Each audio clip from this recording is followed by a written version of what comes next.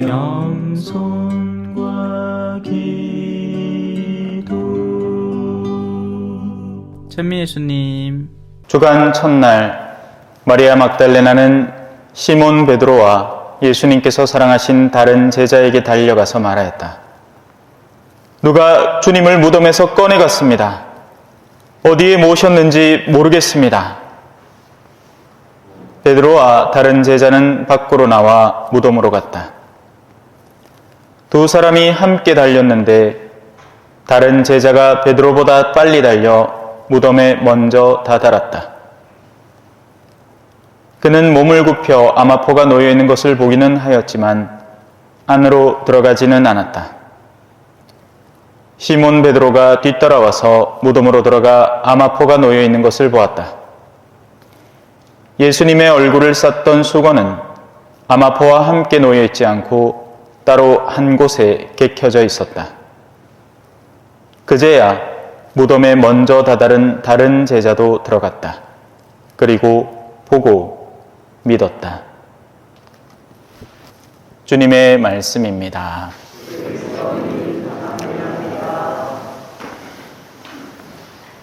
찬미 예수님. 성탄절 잘 보내고 계십니까? 네.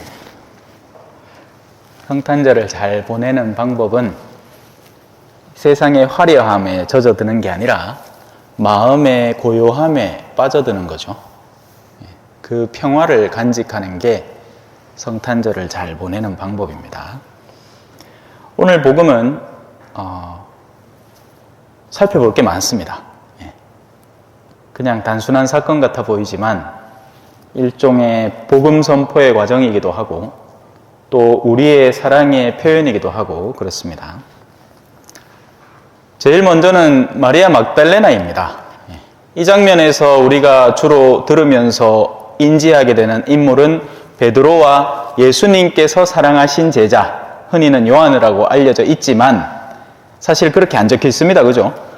시몬 베드로와 예수님께서 사랑하신 다른 제자라고 적어놨습니다. 요한복음은 자기 자신을 절대로 요한 사도는 이렇게 얘기 안 해요. 항상 요 단어, 심지어 십자가 밑에서도 예수님께서 사랑하신 제자 이렇게 표현을 합니다. 그래서 그에게 어머니를 맡겨드리죠. 예수님께서 사랑하신 제자 누굽니까? 요한이 아니에요. 물론 요한이지만 요한만이 아니라 여러분, 내가 만약 외로울 때면 누가 나를 위로해 주지? 여러분이에요. 그래서 요한복음은 우리를 이 성경의 자리에 초대해 놓는 겁니다.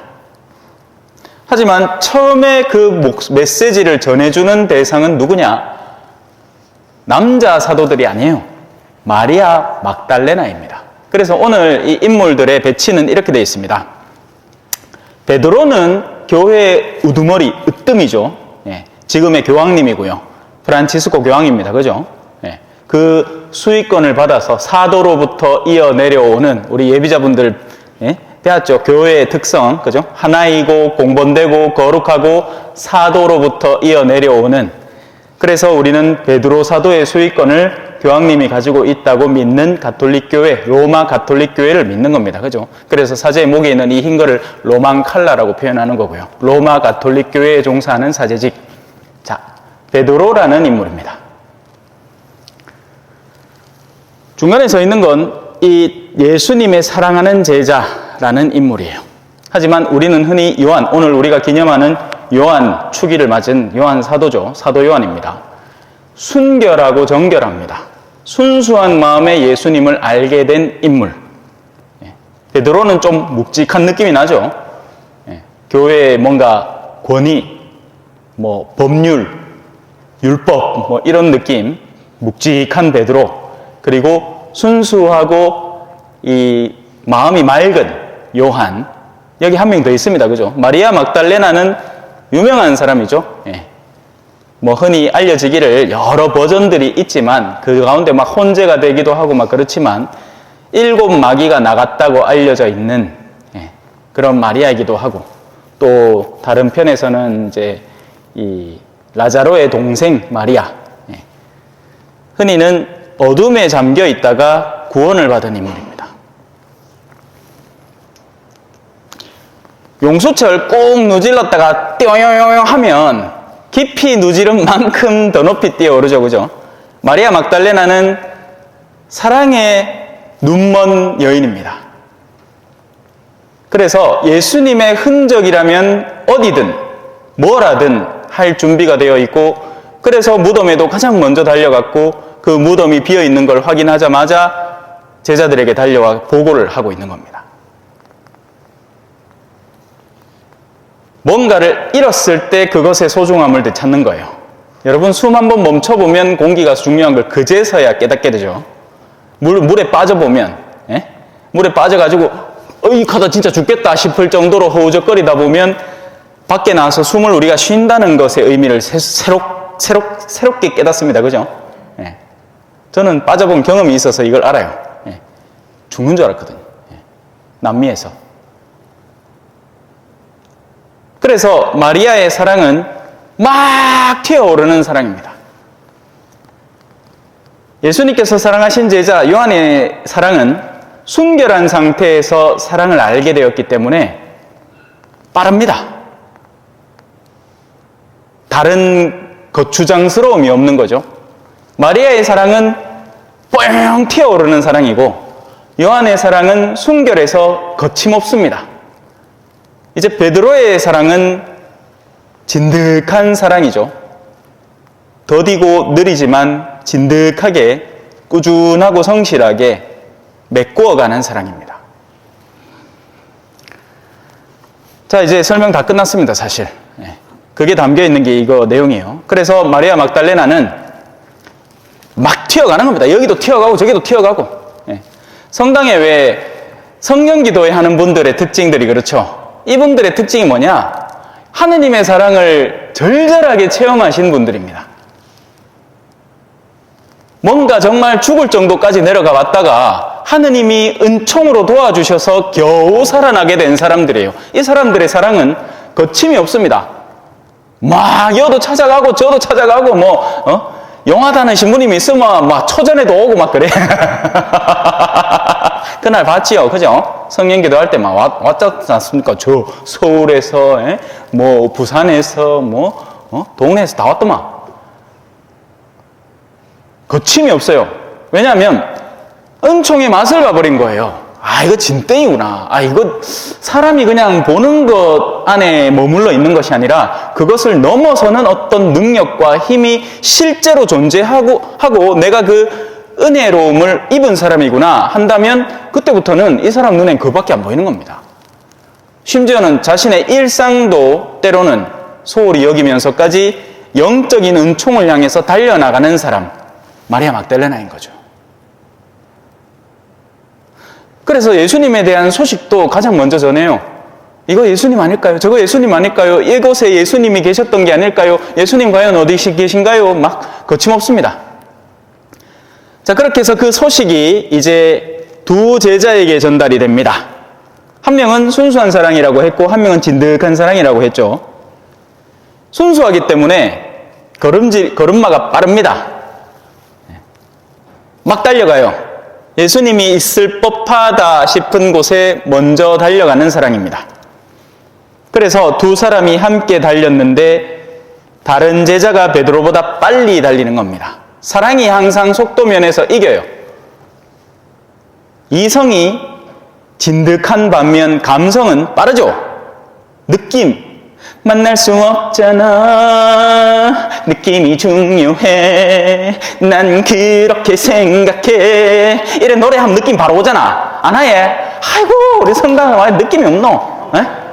딱 노래하면 느낌이 팍 오지 않습니까? 아, 저 신부님이 즐겁게 하려고 하는구나. 이성은 생각을 하는 거예요. 정마 와적하노. 좀 점잖고로 하지. 정마 와적하노. 와저래 까불까불하노. 우리 성당 그런 성당이 아닌데. 아직도 저 철딱선이 없이 적하고 앉았네. 언제쯤 천들란고 이렇게 하고 있는 겁니다. 그게 이성이에요. 이성은 식별하고 분별하고 판단하고 추론하죠. 사랑이 먼저 갑니다. 하지만 이 사랑은 절제를 아는 사랑이었어요. 그래서 자신이 들어가기 전에 교도권의 자리를 양보하는 겁니다. 먼저 들어가서 확인해 보시면 그 뒤에 이 사랑이 그걸 감싸 안겠습니다. 그래서 베드로가 늦게 왔지만 뒤따라와서 먼저 들어가는 겁니다. 그리고는 식별하게 되죠. 이건 믿을 만한 사건인가 아닌가. 사실 수많은 사람들이 여기저기서 막 흥분합니다. 어떤 책 뭔가 재밌는 책을 하나 만났다. 뭔가 영적인 책 같아 보인다. 그러면 사람들이 사랑이 막 갖고 와 이거 봐라 한데 나중에 이제 교회가 뒤늦게 천천히 와서 한번 봅시다 하고는 우리 기본적인 믿음에 어긋남이 없습니다. 이 책은 읽으셔도 되겠습니다. 아니요, 이 책은 상당한 위험을 담고 있습니다. 조심하시는 것이 좋겠습니다. 식별을 해주는 겁니다. 이 식별의 과정이 꼭 필요합니다. 여러분들의 사적 체험도 그래서 제가 그날 열심히 함구하고 사제에게 가서 조용히 드러내기를 바란다 라고 했던 것도 마찬가지 이유에서입니다. 악마는 능력이 없을까요? 악마도 있습니다. 악마도 여러분에게 돈을 선물해 줄 수 있습니다. 악마도 여러분에게 치유를 선물해 줄 수 있어요. 왜냐하면 그렇게 할 때 여러분들이 더 정처없이 달려가서 더 어두움의 죄로 빠져들 가능성이 농후하기 때문이죠. 간염이라는 것이 만약에 예를 들어서 간경화가 왔다. 왜 왔을까요? 술을 하도 쑤시 모여 왔지. 물론 아닐 경우도 있지만 보통은 몸의 어떤 아픔은 자신의 악습의 결과인 경우가 상당합니다. 우리의 몸은 제대로만 된 음식을 건강하게만 섭취시켜주고 운동만 제때 해줘도 상당히 오래 유지될 수 있는 훌륭한 기계장치란 말이에요. 그런데 우리가 막 다루잖아요. 그러면 아픔이 시작이 됩니다. 그러면 그 아픔을 통해서 하느님께서 주시려는 메시지가 있겠죠. 하느님이 아픔을 주는 게 아니에요. 우리가 어둠으로 인해서 아픔을 끌어왔지만 하느님께서 그걸 두시는 겁니다. 그걸 통해서 우리가 영혼이라는 것을 갈망하게끔 준비시키려는 거죠. 그런데 악마는 이걸 잘라버리는 겁니다. 그 순간에 일시적인 치유 현상을 선물함으로써. 그러면 이 사람은 자신의 악습이 여전히 생생히 살아있고 돈을 사랑하고 탐욕이 가득한 마음속에 거기에다가 육체적인 회복까지 겪었으니 이 내리막길을 달려가던 돌이 이 장애물을 만나서 잠깐 툭 멈췄는데 악마가 이걸 슥 치워져 버린 거예요. 왜냐하면 이 사람은 이 막힌 그걸 묵상을 해서 내가 왜 이렇게 내리막을 내려가고 있을까를 묵상한 게 아니라 왜 이게 여기 있을까만 청하고 있거든요. 그러니까 그 기도를 하느님이 들어주시는 게 아니라 더러운 영이 들을 수도 있다는 얘기죠. 식별이 안 된 치유활동인 겁니다. 잘 따라오고 계시죠? 어렵습니까? 안 어렵죠? 네. 그래서 이걸 치워버리면 이제 이 사람은 멈춤 없이 더 빠른 속도로 내려가기 시작하는 겁니다. 악습이 더 강화되고 관계들이 파괴되고 자신의 무지함이 더 강화되는 거죠.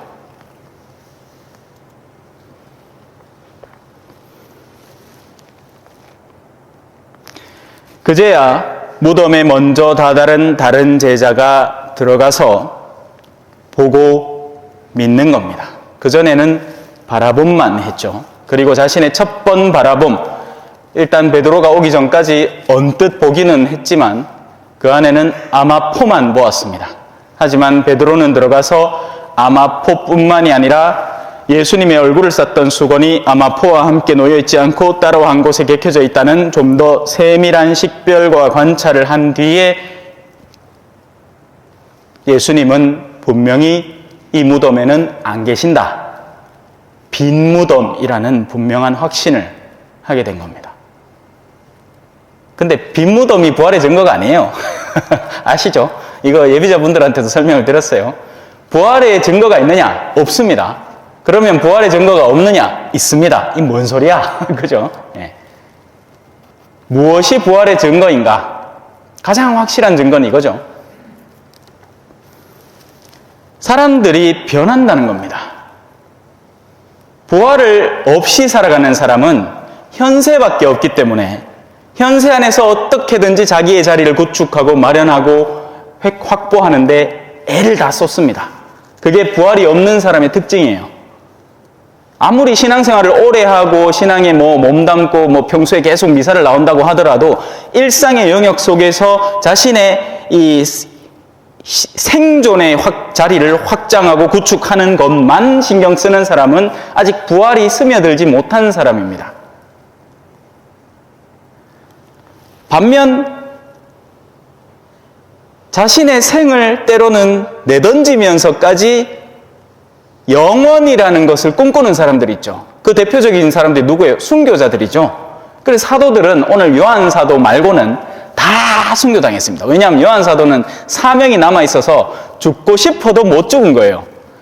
요한 사도가 전승에 따르면 어떤 마을에 들어갔더니 그 마을 이장이 독국물을 넘겨줘서 그걸 무심코 마셨는데 안 죽었대.